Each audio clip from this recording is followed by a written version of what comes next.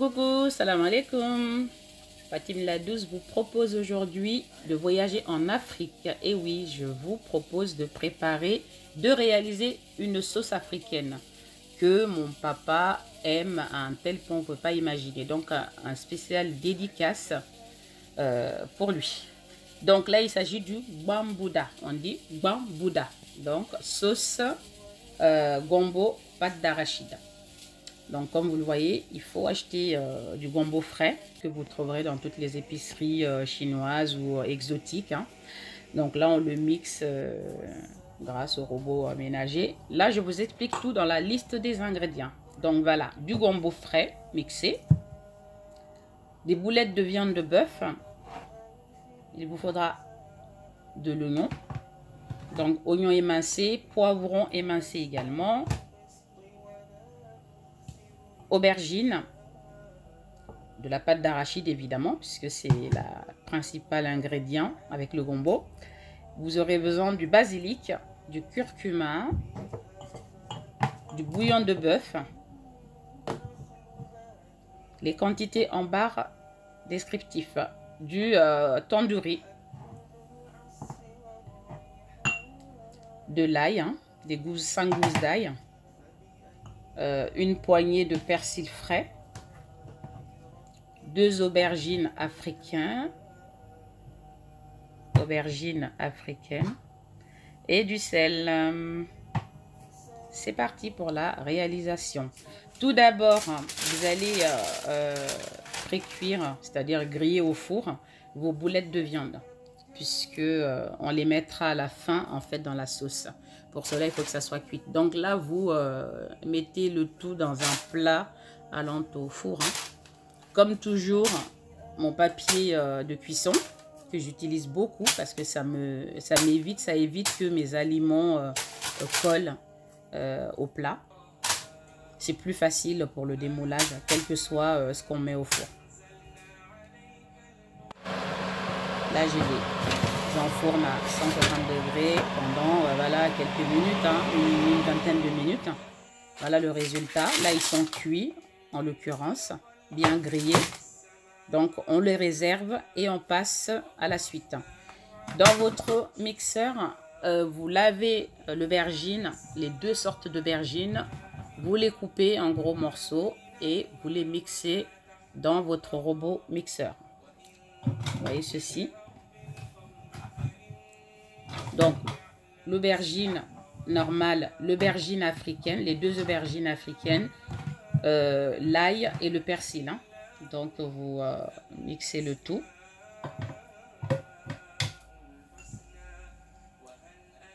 Voilà les persils. Les gousses d'ail.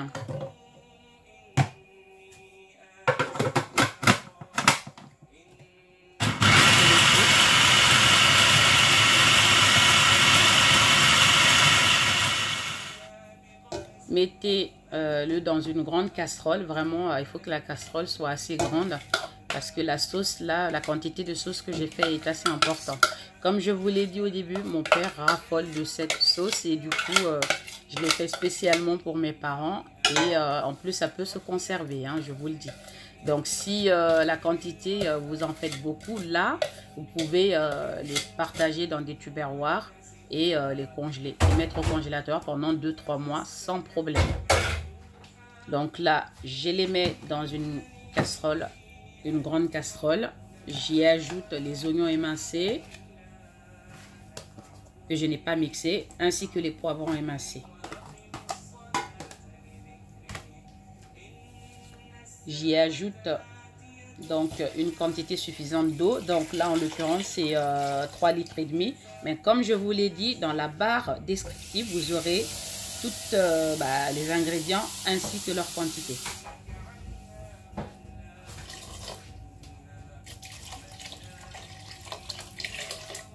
Donc, une fois que vous avez mis les 2 litres, les 3,5 litres, vous le faites cuire au feu. Sans couvrir, hein. Pendant toute la cuisson, vous ne couvrez pas.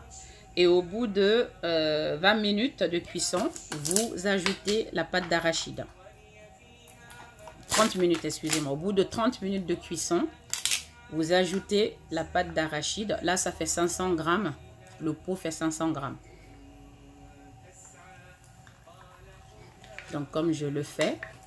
Et vraiment, faites attention après. Une fois que la pâte d'arachide est ajoutée, il faut vraiment rester le plus possible auprès de votre casserole, quoi. Et de baisser le feu. Pas baisser, mais de faire cuire à feu moyen. Vous allez comprendre pourquoi.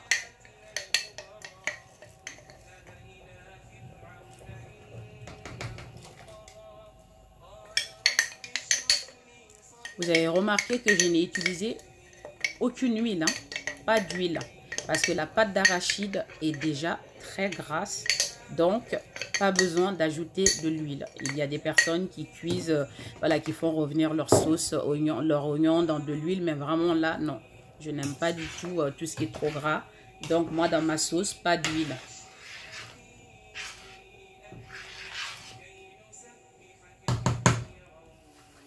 Voilà, vous laissez cuire une demi-heure encore. Vous voyez là, ça monte. Hein. Avec la pâte d'arachide dans la sauce, ça a tendance à monter. Si le feu est trop vif, ça monte et ça déborde. Et ça vous salit partout.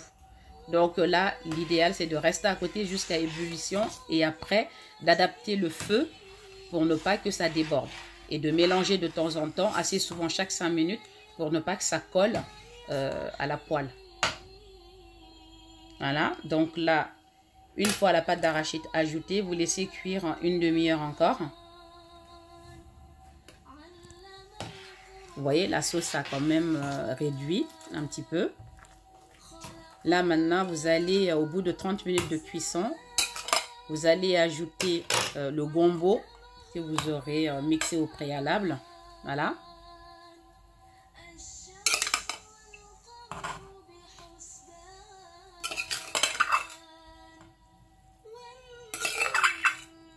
Là, il y a 600 grammes de gombo.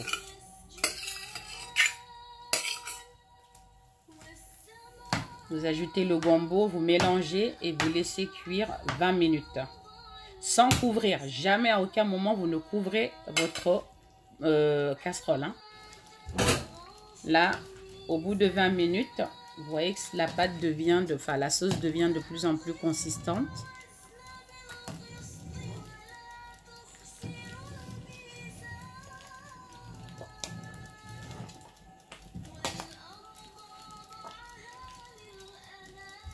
Voilà, vous voyez, toujours on laisse cuire, on mélange de temps en temps, chaque 5 minutes pour éviter que ça colle, ça ne brûle.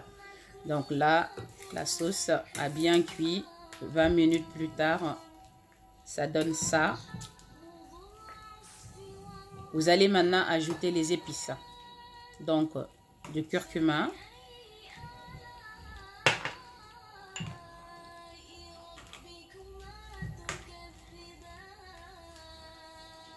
Du basilic, du coriandre moulu. Je mélange un petit peu.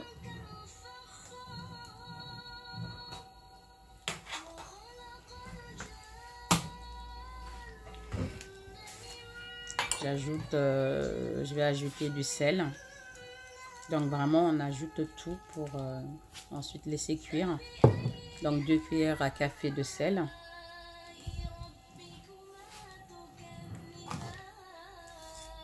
Mélangez bien afin que tout soit bien incorporé. C'est important.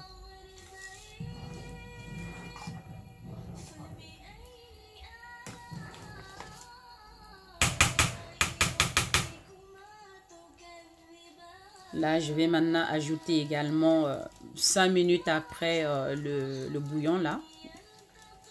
Voilà.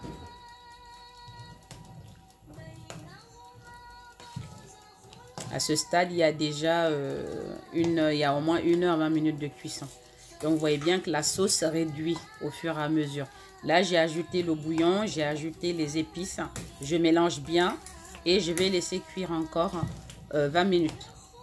Toujours à découvert. Ne couvrez à aucun moment votre casserole. Hein.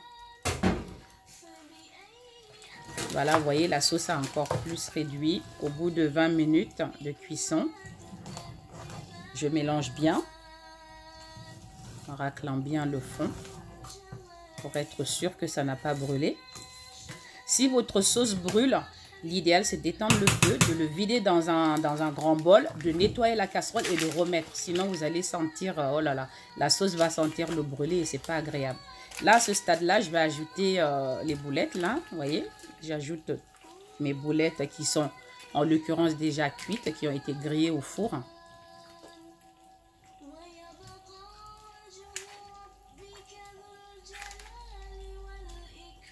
Ça, c'est 20 minutes après les épices et le bouillon.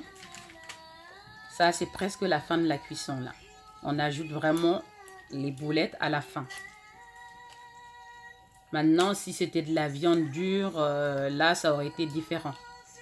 On l'aurait ajouté avant, peut-être même au début de cuisson. Mais ça, c'est une autre histoire. Moi, je l'ai fait avec des boulettes qui sont déjà cuites. Donc, voilà, faites-le comme ça. Ça évite que ça ne s'écrase à la sauce, quoi. L'intérêt est de garder les morceaux de boulettes dans la sauce et de les sentir quand on mange. Mélangez un petit peu et laissez cuire encore 20 minutes. Voilà, j'ai goûté. Pas besoin de rectifier. Si vous suivez exactement ce que j'ai dit, vous n'aurez pas besoin de rajouter quoi que ce soit. Là, au bout de 20 minutes, là, votre sauce est prête à être dégustée. Là, en tout, ça prend 2 heures pour faire cette sauce-là. Étape par étape. Et là, maintenant, je vais dresser. Comme je vous l'ai dit, ça se conserve très bien au congélateur, hein. Vous le laissez refroidir la sauce. Vous prenez des petits tupperwares qui se ferment bien. Vous partagez et vous les mettez au congélateur. 2 mois, 3 mois, je vous assure qu'il n'y a aucun problème. Quand vous êtes prête à le déguster, il suffit juste de le sortir et de le mettre directement au micro-ondes pour le chauffer. Voilà, et le servir avec du riz. Donc ne vous inquiétez pas, la quantité là est énorme. C'est au moins pour 10 à 12 personnes. Mais largement, vous pouvez le conserver sans aucun souci. Voilà, mesdames. Maintenant, nous allons passer à la dégustation. Ben, voilà le résultat. Donc, moi, là, je l'ai servi avec du riz. Parce que c'est avec ça qu'on le mange. En l'occurrence, la plupart des sauces africaines, pratiquement, c'est avec du riz. Et je peux vous assurer que c'est une sauce, mais tellement bonne. Vous ne pouvez même pas imaginer à quel point. Donc, il suffit juste de réaliser ça. En plus, il n'y a pas besoin de beaucoup d'ingrédients. Comme vous l'avez vu, hein, un peu de légumes et des boulettes et du riz. Voilà, voilà, voilà.